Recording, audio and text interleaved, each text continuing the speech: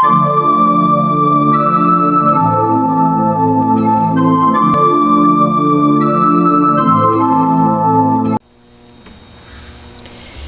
Jesus nos abençoe.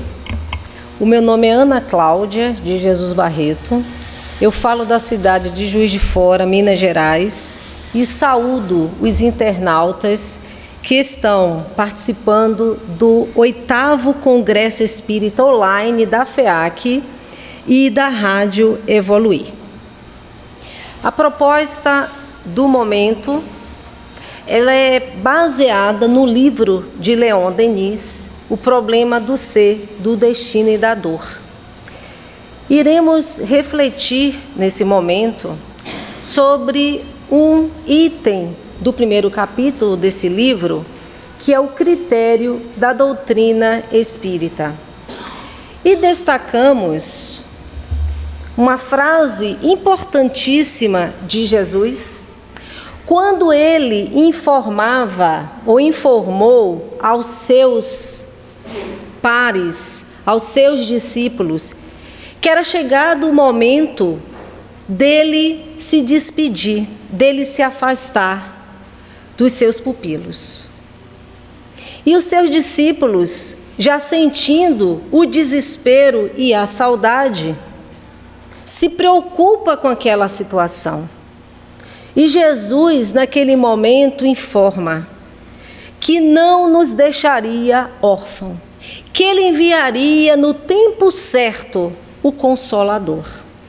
Porque sabia Jesus que os seus princípios e valores ensinados a nós, naquele contexto, no planeta Terra, seria desvirtuado por conta das nossas ambições e por conta da sede de poder e de controle. E tal foi o que aconteceu. Os seus ensinos foram deturpados, foram manipulados, onde o amor se escondeu e ficou apenas o desejo e a ganância de homens que vestiam naquele momento uma roupagem de padres, sacerdotes, e que falavam em nome de Jesus, solicitando que pagássemos para termos acesso a Deus ou perdão de Deus. A sede de propriedades, a sede de poder. E então os seus ensinos ficaram em segundo plano. A essência dos seus ensinos ficaram em segundo plano. E a base do seu ensino é o amor. Isso acabou se perdendo. Mas Jesus, sabendo que isso aconteceria, ele já tinha projetado para o futuro uma doutrina que viria no tempo certo, mas também no contexto fervoroso de ideias e de revoluções. Mas era um momento certo que nós, homens e mulheres, estaríamos preparados para relembrar os seus ensinos. Então, queremos dizer o seguinte: o Espiritismo não é algo, ou os princípios do Espiritismo não é algo novo. Ele obedece uma sucessão de fatos e de episódios. A própria Bíblia tem fatos e episódios mediúnicos. O próprio Jesus o tempo todo falava de imortalidade, falava do Espírito, falava de Deus, falava da comunicação entre os mortos. Então não é novidade. Mas fazendo um zoom, antes de chegar no contexto espírita, o Leon Denis faz um pequeno resgate para mostrar que os ensinos espíritas foi de todos os tempos. E antes que o Livro dos Espíritos, em 18 de abril de 1857, fosse lançado na França, uma sucessão de fatos e episódios anteriormente aconteceu. E é isso que ele destaca, trazendo um pouco da história do moderno espiritualismo. E ele destaca que este homem aqui, o Emmanuel, nascido em Estocolmo, Suécia, em 29 de janeiro de 1688, bem antes de Allan Kardec, conhecia e estudava várias ciências, era cientista, filósofo e inventor respeitado. Quando ele desperta, quando ele começa a ver os espíritos de maneira rápida e inesperada. Um outro personagem é o Edgar Irving, que ele era um protestante. Ele pregava nas igrejas protestantes. E aí o que acontece? Ele tinha um verbo eloquente. Ele tinha muitos seguidores. Quando nessas exposições dele, ele começa a falar de uns fins de tempos, nos sinais que assinalariam o fim dos tempos. E, com isso, também, paralelo à sua fala, manifestações espirituais começaram a ocorrer. Ele falava em outras línguas desconhecidas por ele mesmo, que é o fenômeno da xenoglossia. E profecias. E um outro é o Andrew Jackson Davis. Nascido em uma família de escassos recursos financeiros, criado em uma típica província rural de Nova York, ele começou a manifestar a clarividência, a clareaudiência, tão logo saiu da infância. Bem, 3 episódios em momentos diferentes, mas no contexto europeu. E aí, os fenômenos vão para a Europa. Para a América, Estados Unidos, que é o famoso e conhecido o caso das irmãs Fox.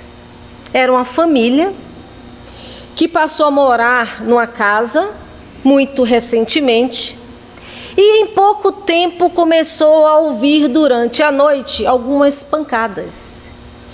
E acabaram descobrindo no final de tudo, porque as irmãs Fox, elas começaram a estabelecer uma metodologia de comunicação. Elas perguntaram: se é alguém que está aí, dê 2 pancadas, por exemplo. E houve a correspondência. A partir dali, o mundo se abriu. Peraí, tem alguém adentro ali dessa parede. E mais tarde se descobre que era um comerciante que, passando anos atrás naquela cidade, ele foi morto dentro daquela casa e enterrado nesse porão. Então, mas é mais um fenômeno que se evidencia sobre a imortalidade da alma. Fenômenos que foram acontecendo em torno do mundo antes de chegar ao grande interessado e missionário Allan Kardec. E aí o que acontece? No ano de 1852, alguns médiuns americanos chegam à Escócia levando a novidade às paragens europeias sobre as manifestações que estavam ocorrendo na Inglaterra. No ano seguinte, em 1853, ela já se encontrava na Alemanha, aportando para a França. Então, lentamente se aproximava do futuro organizador do Espiritismo. Quando, em 1854, Allan Kardec encontra um antigo amigo seu, um estudioso dos fluidos do magnetismo, o senhor Fortier. E aí o senhor Fortier comenta com ele sobre as manifestações das mesas girantes que estavam acontecendo nos salões de Paris, porque ele desconhecia o fenômeno. E aí, algum tempo depois, o senhor Fortier fala para o senhor Rivail, antes de se tornar Allan Kardec. Posteriormente eu vou explicar por que ele assume o Allan Kardec, mas era o senhor Rivail, professor, um homem de várias ciências, de várias formações. E aí o Fortier fala a ele sobre essas mesas que se moviam.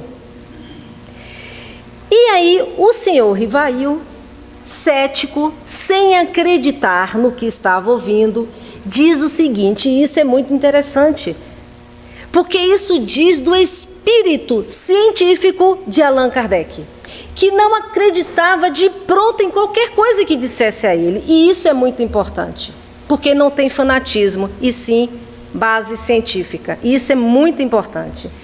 E aí ele fala assim, só acreditarei quando o vir e quando me provarem que uma mesa tem cérebro para pensar, nervos para sentir e que possa se tornar sonâmbula. Até lá, permita que eu não veja, no caso, mais do que conto para nos fazer dormir. Então, imaginemos, era uma mesa que se levantava, fazia movimentos, uma hora descia com tranquilidade, se apoiava no chão, e outra hora com força e se espatifava. E naquele momento não tinha explicação lógica, científica para isso. E isso chamou a atenção de pessoas sérias como o senhor Fortier, que encontra com o senhor Rivail e comenta com ele sobre o episódio. E de pronto ele não acredita, porque no entendimento dele, para que aquele fenômeno ocorresse, era necessário ter algo inteligente movendo aquela mesa. E não se via absolutamente nada, era a mesa no vazio. Prossigamos. Depois de um mês desse encontro com o senhor Fortier, ele foi convidado a uma sessão na casa da senhora Plenet Maison, que também realizava essas reuniões. E aí ele presencia pela primeira vez o fenômeno das mesas girantes. Ele assiste ainda, na mesma ocasião, uma manifestação de escrita mediúnica, obtida com um cesto. Colocava-se uma caneta num cesto e, a partir dali, eram rabiscadas, escritas, respostas, frases. E ele diz o seguinte, atestando tudo com os próprios olhos, concluir. Eu entrevia naquelas aparentes futilidades, porque não levavam a sério. As pessoas que iam para essas reuniões iam por divertimento. Ele já consegue enxergar ali uma seriedade naquele fenômeno. No passatempo que faziam daqueles fenômenos, qualquer coisa de sério, como que a revelação de uma nova lei que resolvia estudar a fundo. Ele viu naquele fenômeno que algo existia ali maior do que as pessoas imaginavam. Não era frívolo, não era algo pueril, não era uma brincadeira. Ele disse, tem alguma lei aí, e essa lei eu vou estudar. Tem uma revelação aí, e isso pode ser muito interessante. E aí ele passa a estudar. Ele coleta todos os cadernos que já existiam com perguntas e respostas, porque pessoas faziam perguntas. E ele vai se debruçar e estudar e se dedicar para entender por que aquele fenômeno acontecia e o que estava por detrás daquele fenômeno.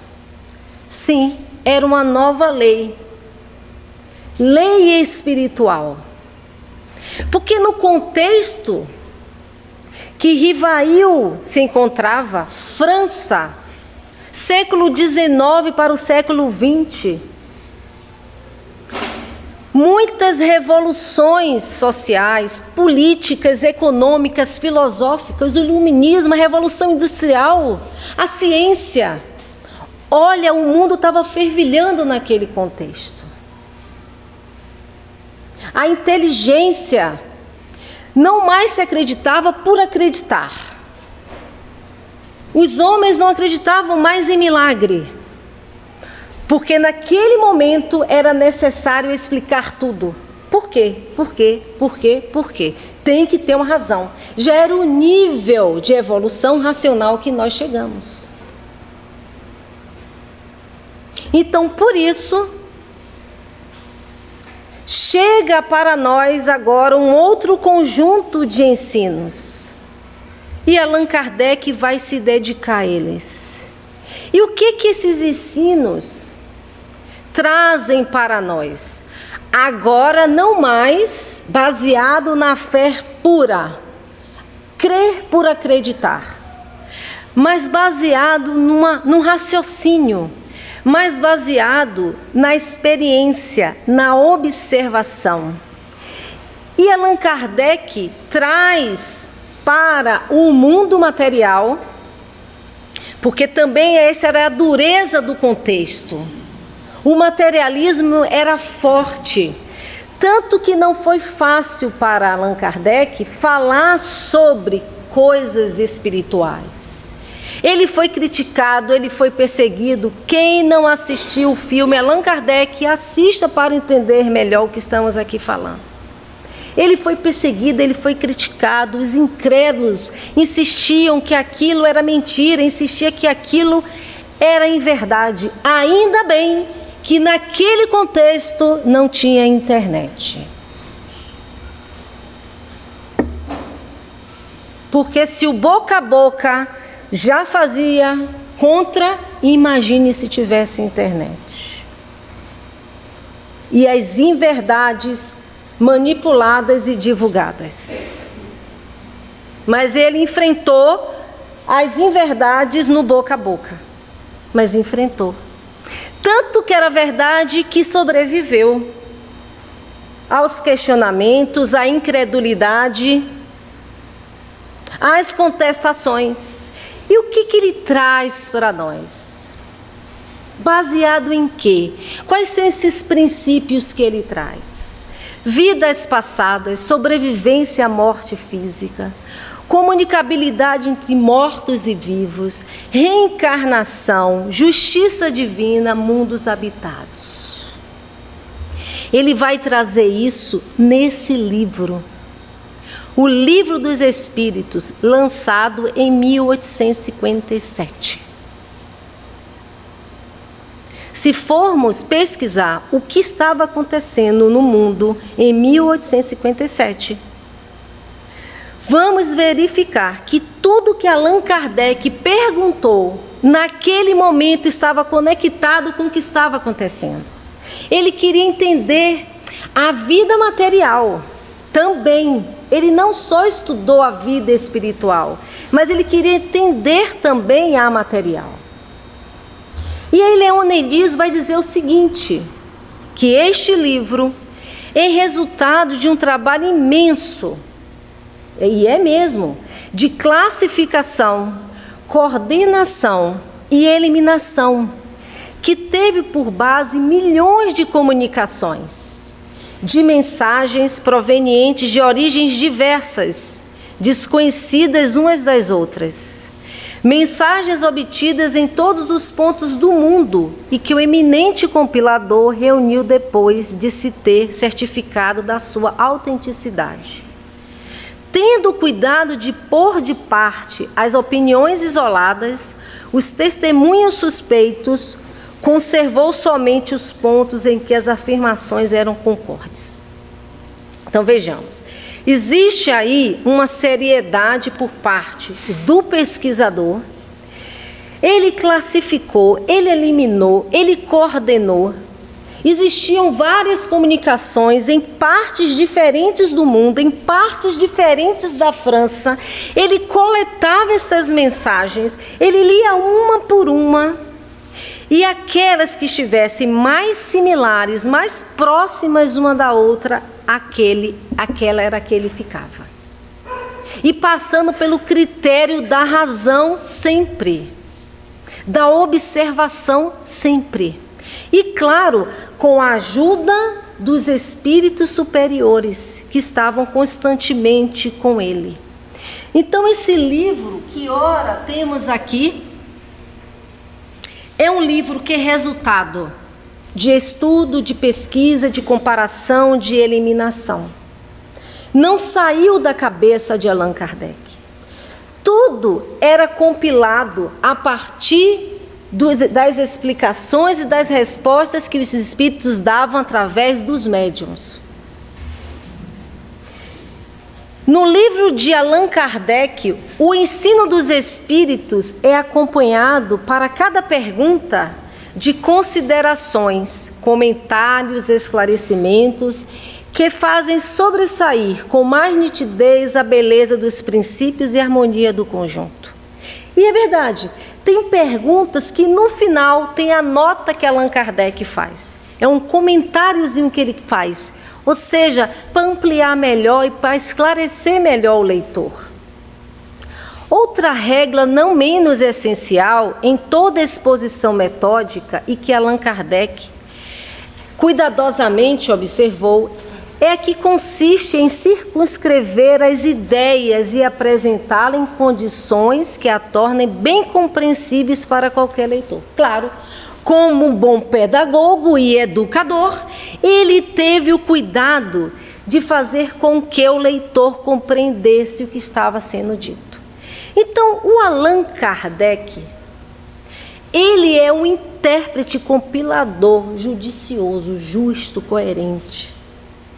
Ele não é o autor do Espiritismo, ele é apenas o intérprete, ou seja, ele recebia a mensagem e ele organizou essa mensagem, ele classificou essa mensagem. Como se diz, tirou o sebo e a gordura e deixou o essencial de uma forma compreensível para todos nós. É importante isso, por quê? Porque o Espiritismo não pertence a ninguém. Não é de A, de B ou de C. E isso também é um detalhe muito importante. Porque quando se é de alguém, está vulnerável a falhas, está vulnerável a vícios. Porque nós somos passíveis de falhas e de vícios. Justamente por isso que não é de ninguém. Na verdade, o Espiritismo é um conjunto de ensinamentos revelados pelos espíritos superiores.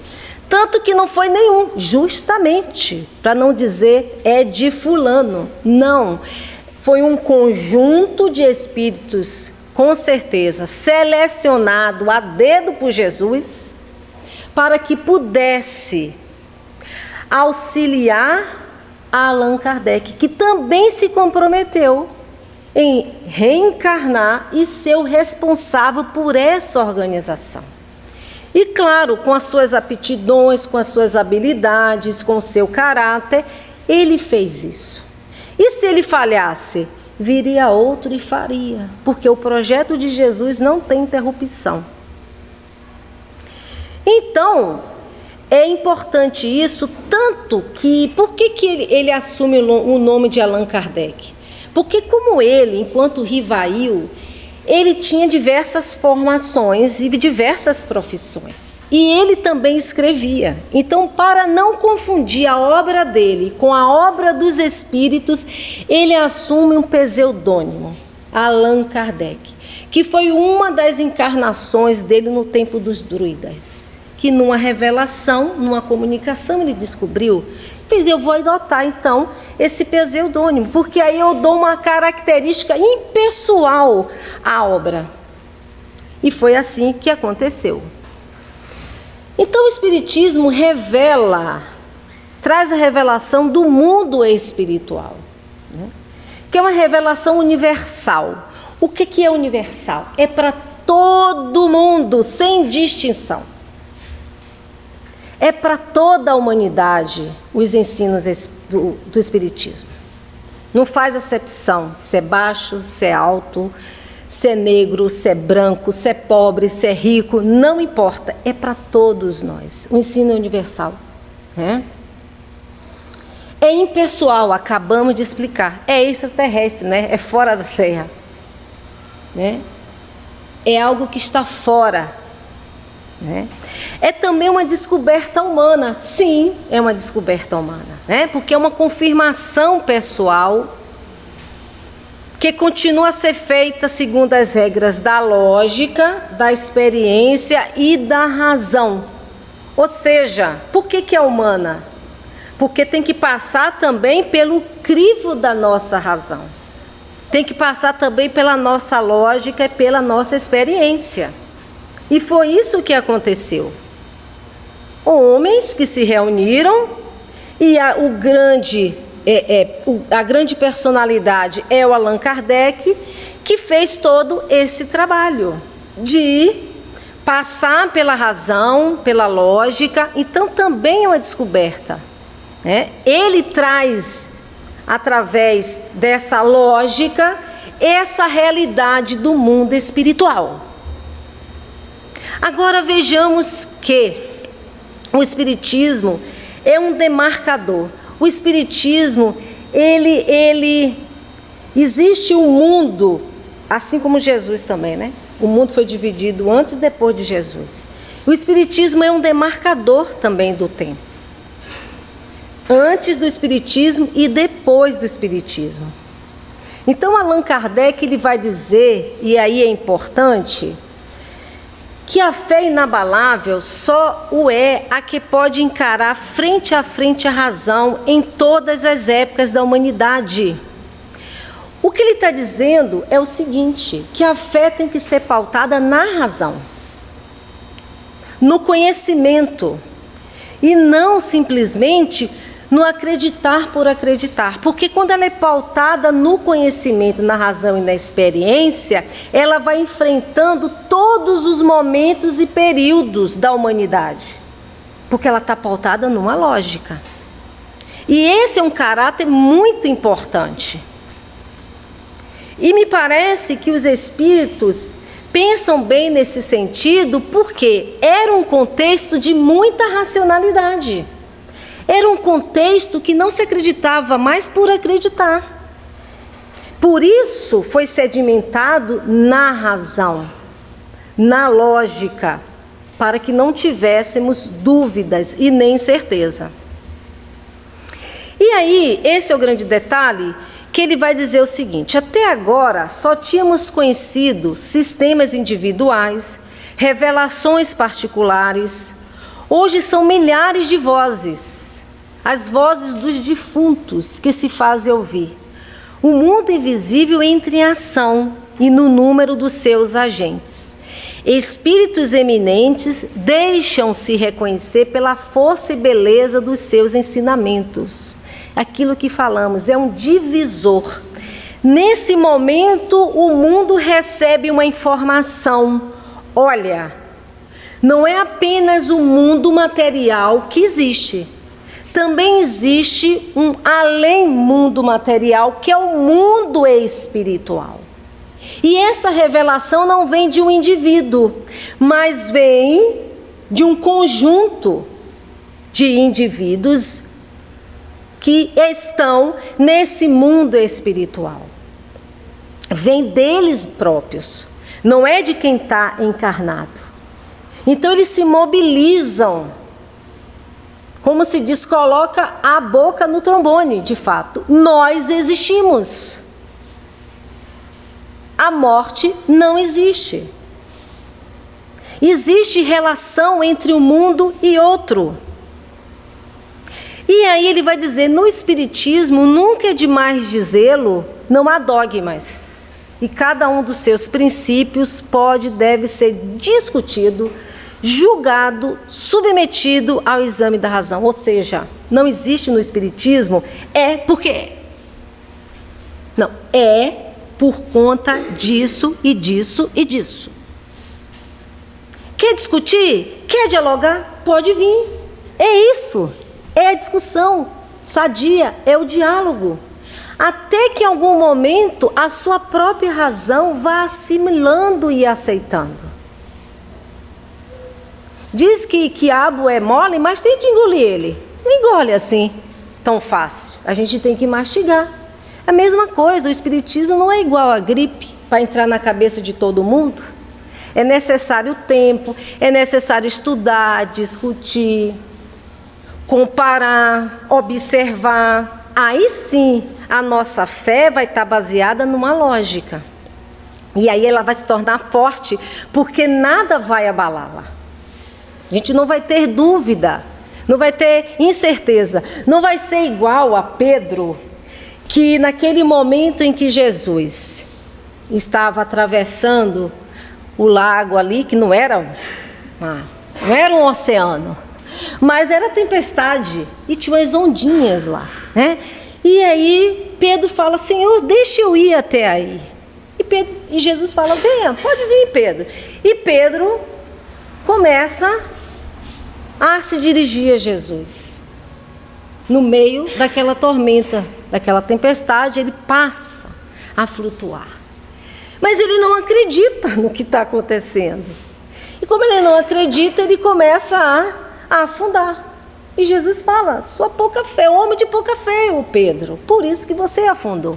É isso. Então, quando a nossa fé é pautada numa razão, numa certeza, pode vir o vendaval, pode vir a ventania, pode vir a morte, pode vir a desencarnação, pode vir o que for.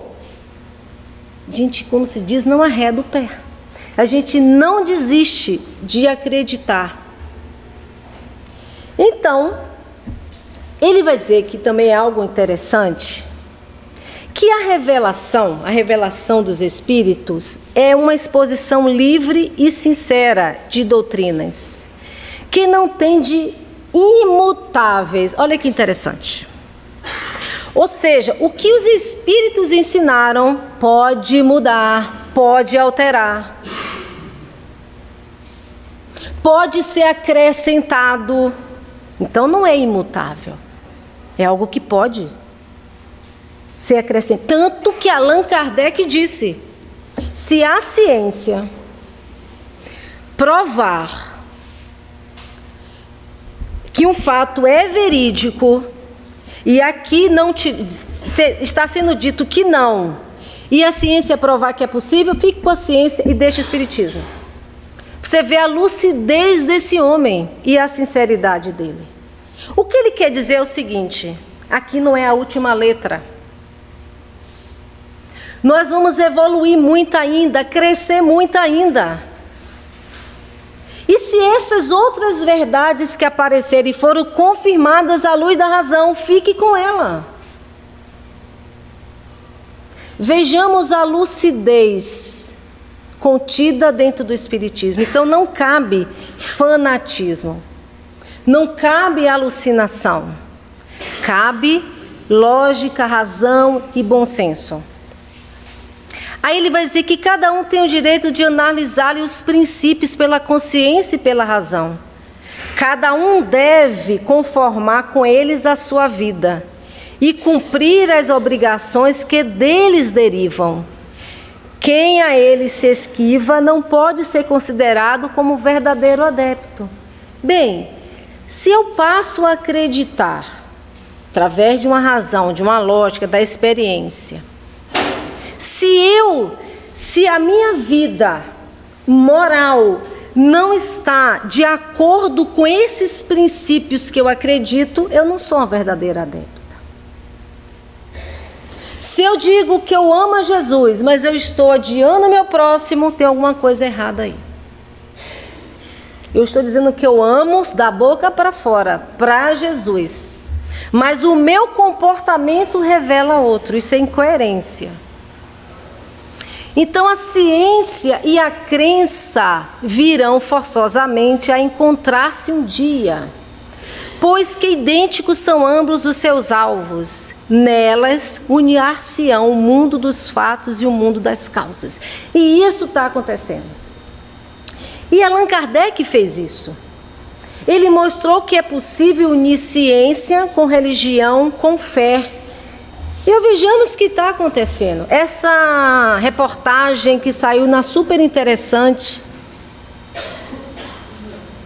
já tem um bom tempo, em 2016, 31 de outubro de 2016, a ciência da fé, a chamada A Ciência se curvou aos fatos. Dezenas de estudos mostram que fiéis são mais felizes, vivem mais e são mais agradáveis. Mas também não há mais dúvidas de que é possível reproduzir esses efeitos em ateus e pessoas sem religião. Acredite. Olha aí a união da ciência com a religião. É possível. Olha esse relato aqui. Hoje, as principais faculdades de medicina americanas dedicam a disciplina exclusiva ao assunto. E na última década, uma série de estudos mostrou que os benefícios da fé à saúde têm embasamento científico. Devotos vivem mais e são mais felizes que a média da população. Após o diagnóstico de uma doença, apresentam níveis menores de estresse e menos inflamações. O paciente com fé tem mais recursos internos para lidar com a doença, diz Paulo Lima, que é um médico do Hospital das Clínicas em São Paulo. Então vejamos que a ciência ela está atestando, ela está comprovando que a fé cura. Ou seja, o que é a fé? É um padrão de pensamento. Eu acredito que eu vou superar essa doença. Você está emitindo por seus trilhões de células um pensamento poderoso e positivo. Altera.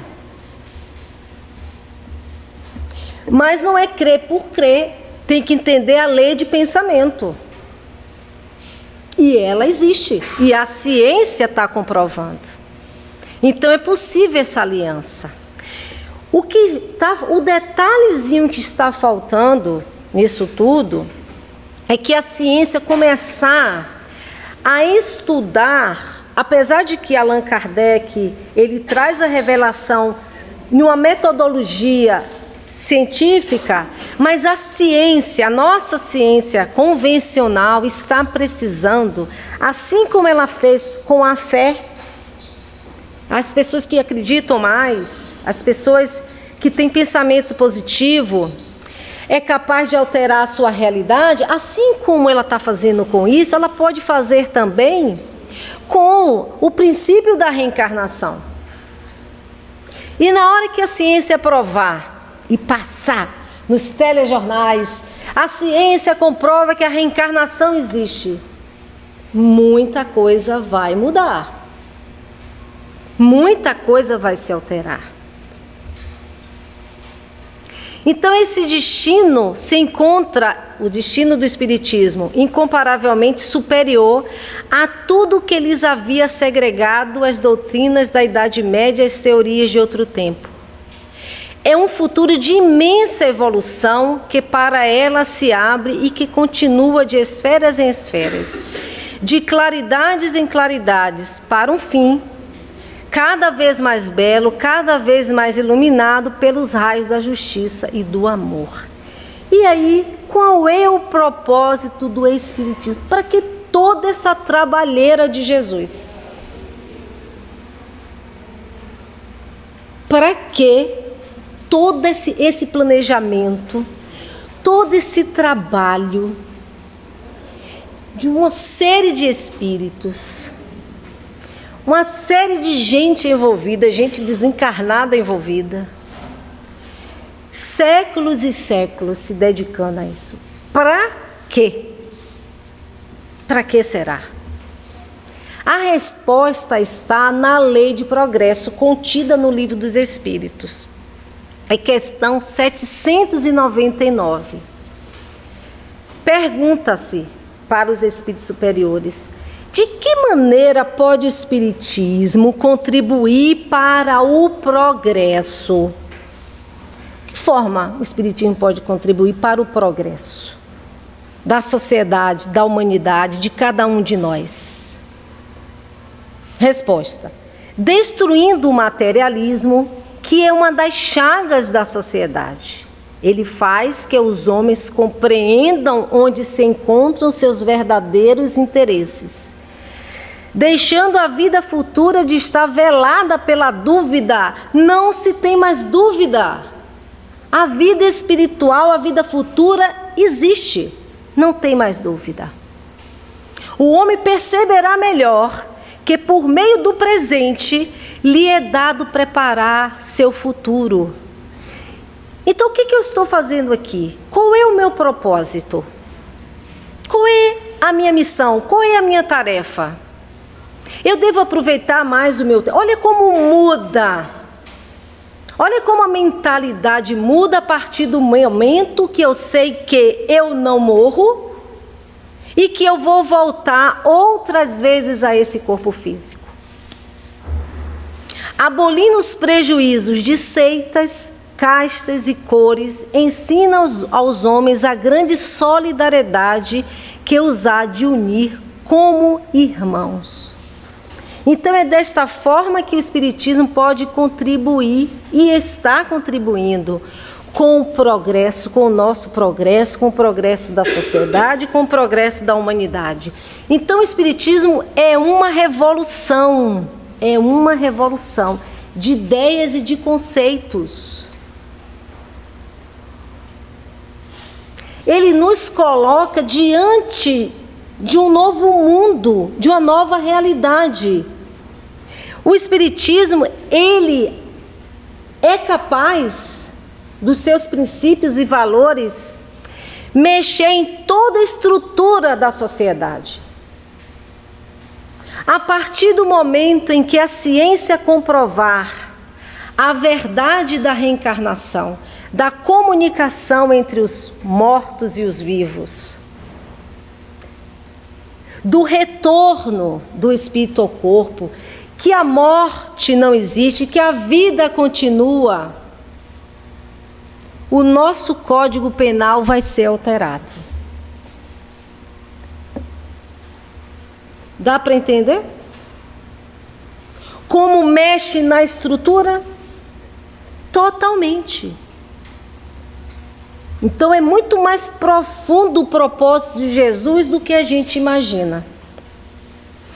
Então olha só, o que vem para a gente? Vem a confirmação da existência de Deus no momento em que se duvidava de Deus. Os espíritos superiores vão dizer, não, Deus existe. E Ele é a inteligência suprema, a causa primária de todas as coisas. Vem nos dizer isso. Outra coisa, acerca dos espíritos. Quem são os espíritos? O que é o espírito? É o princípio inteligente do universo. Qual é a natureza íntima do espírito? Não é fácil analisar o espírito com a vossa linguagem. Os espíritos tiveram muita dificuldade, tenho certeza, para adequar uma explicação que a nossa linguagem não cabia ainda. Para vós, ele é nada, é por não ser palpável. Para nós, entretanto, é alguma coisa. Ficais sabendo, coisa nenhuma é o nada e o nada não existe. Então, assim, como explicar o que é o espírito para a gente? Faltava ali uma linguagem, uma palavra adequada. Só consegui dizer para a gente, olha, não é palpável, vocês não vão conseguir pegar. E nem ver. Só os médiuns. Foi o básico que ensinaram para a gente naquele momento. Então nos diz o seguinte, olha, vocês são espíritos. Vocês são o princípio inteligente do universo. E o espírito não morre. Olha o efeito que isso tem. É grande ainda o número de pessoas que cometem o suicídio, imenso. Imenso. Não posso dizer aqui que é por falta desse conhecimento, porque tem pessoas espíritas que cometem suicídio. Mas quando se tem esse conhecimento, é mais reduzido a possibilidade de acontecer. É uma prevenção. Você está numa crise pessoal, vem o pensamento, mas não vai adiantar, não vai. Eu vou protelar o problema, eu vou agravar o problema, eu vou matar só o meu corpo. Bem, essa solução está fora.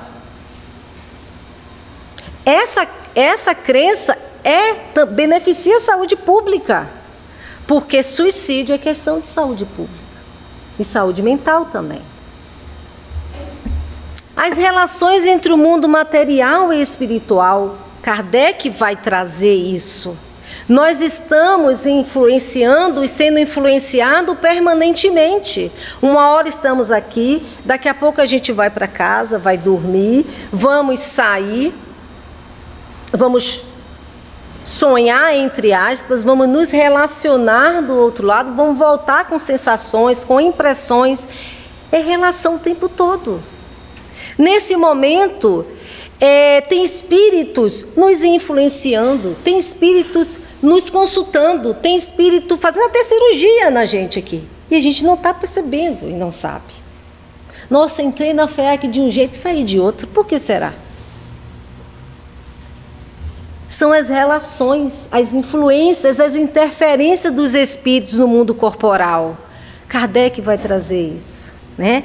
E é interessante o seguinte, o Kardec, ele não, pelo espaço de tempo muito pouco que ele teve, né, você vê que ele leva 3 anos, muito pouco. Ele toma contato em 1854, me parece, não me falha a memória, e em 57 ele lança o Livro dos Espíritos com 1018 perguntas. Ele trabalhou noite e dia e noite, sem parar. Então ele, na verdade, é como se diz, ele abriu uma frestazinha.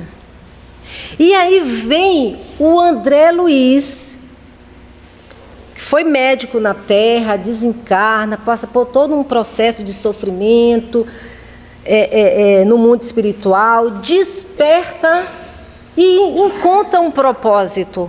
Ele diz o seguinte, ele pega a autorização, eu quero revelar para o mundo a realidade do mundo material, a realidade do mundo espiritual. E Jesus autoriza ele a fazer isso. E nós temos essas obras maravilhosas do André Luiz, que vai falar de tudo um pouco. Então o André Luiz é essencial. Não estava na programação. Isso quer dizer também que a programação pode ser alterada, não é imutável. E aí ele vem contribuir, ele vem alargar esse mundo espiritual, como é que dão essas relações, lei de causa e efeito, obsessão, e tudo, desencarnação. Outro princípio é a pluralidade das existências. São as sucessivas vidas que já tivemos, né? Como pode a alma que não alcançou a perfeição durante a vida corpórea acabar de depurar-se, sofrendo a prova de uma nova existência? Olha o efeito que isso tem na minha vida. Possivelmente hoje eu sou resultado de outras experiências e um pouco dessa. Não é tudo de lá, tem uma parcela daqui também que a gente tem que considerar. E tem outras futuras a viver, então eu posso reprogramar o meu futuro. E aí eu destaquei, dentro das leis morais, algumas leis, só para a gente trazer aqui como exemplo. Por exemplo, destaquei essa pergunta da lei de igualdade, como Kardec era um homem do tempo e ele estava preocupado e querendo resposta para as questões daquele tempo que ele estava vivendo, né? Então, na pergunta 806, Kardec pergunta se é da lei da natureza a desigualdade das condições sociais. Então, vejamos que o Espiritismo, ele não pode estar alheio à realidade do mundo material. Eles têm que estar dentro do mundo material e ajudando a construir uma realidade justa, fraterna e solidária, porque os seus princípios levam a isso. E qual é a resposta que Kardec tem? É um tapa na cara de cada um de nós. Não, é obra do homem, não de Deus. Kardec estava vivendo num contexto de muita miséria social. Rescaldo da Revolução Industrial, da miséria do trabalhador, do proletariado. Então ele se preocupa. Se essas condições desiguais eram de Deus, e a resposta é não, é dos homens. Então somos nós responsáveis pelas desigualdades sociais. Então cabe a nós, em princípios como esse, fazer diferente, porque o responsável é nós. Somos nós. A sociedade está ruim, a sociedade está injusta, somos nós os responsáveis por ela. Não é Deus, somos nós que construímos a sociedade e as leis que estão na sociedade. Outra lei que é de liberdade, questão 829. Haverá homens que estejam por natureza destinados a ser propriedade de outros homens? Resposta: é contrária à lei de Deus toda a sujeição absoluta de um homem a outro homem. A escravidão é o abuso da força. Desaparece com o progresso, como gradativamente desaparecerão todos os abusos. Quando sai o Livro dos Espíritos? 1857. Quando se dá o fim da escravidão no Brasil? 1888. Quando Kardec faz essa pergunta, a escravidão ainda está vigente. É contrário à lei de Deus escravizar. Resposta do Livro dos Espíritos.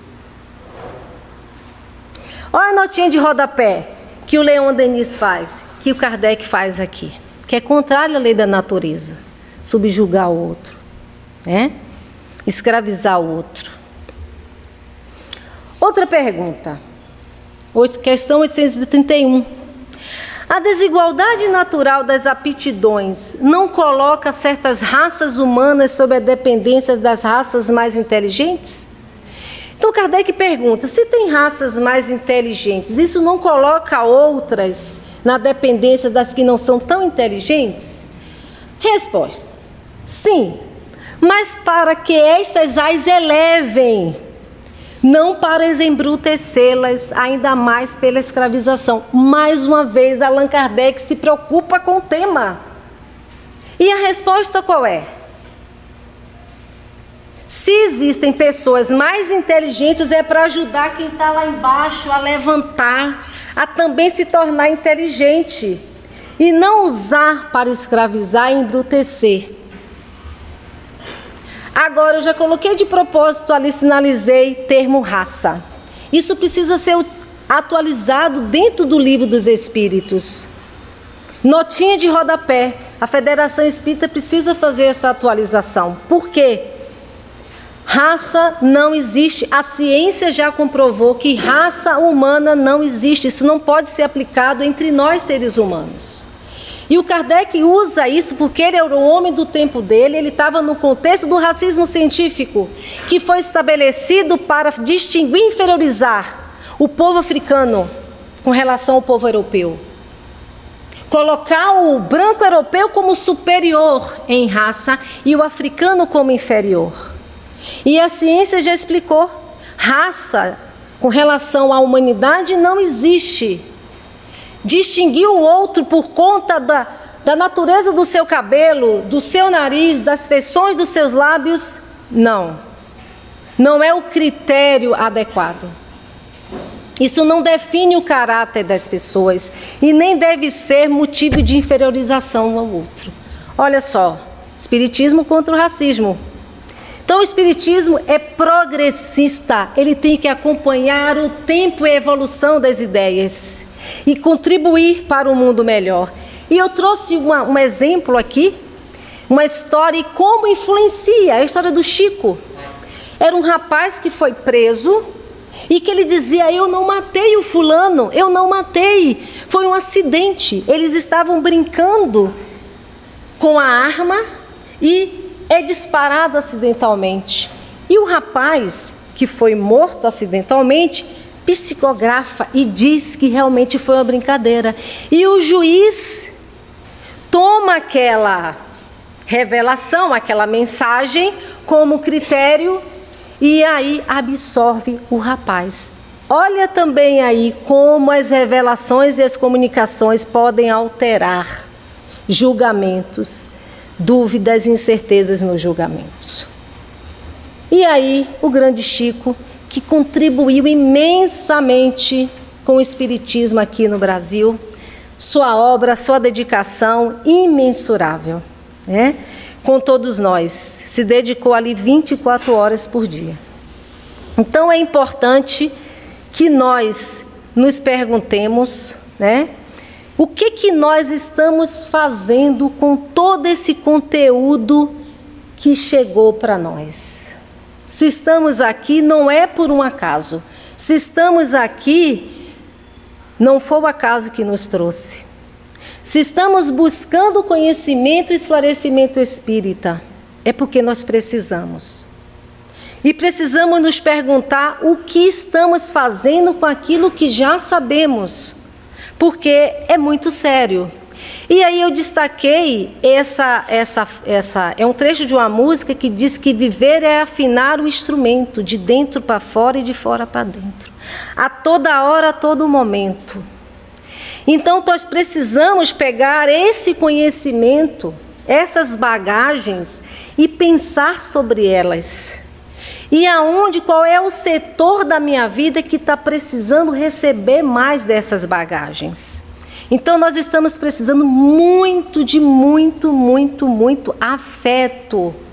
Nós estamos precisando de rever o nosso individualismo, que é isso que nos mata, né? Que isso que está nos matando enquanto sociedade.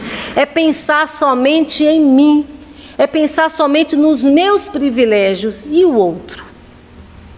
Então nós precisamos pensar que o reino dos céus está na terra ou no céu? Allan Kardec diz que não existe nem céu e nem inferno, tudo está dentro de nós. Mas Jesus disse o seguinte, que o mundo, a terra, será regenerada. E quando ela for regenerada, ela tornar-se-á o reino dos céus. Mas ela não pode ser regenerada sem a nossa contribuição. Então, o que eu estou contribuindo para que esta terra em processo de regeneração possa ter como base princípios de solidariedade, fraternidade e de amor? Então nós estamos precisando de discurso de amor, não é discurso de ódio, porque esses seres que passaram aqui entre nós, está batendo uma saudade imensa deles, imensa. Pessoas que diante do caos estavam distribuindo amor. Quem chegava perto deles não saía com fome, saía saciado, saía acolhido. Esses são os verdadeiros discípulos de Jesus, que tinha na sua fronte o amor uns pelos outros. E Jesus disse que os meus serão reconhecidos por muitos se amarem, não é se odiarem. E aquele que abraça princípios espíritas precisa dar o exemplo.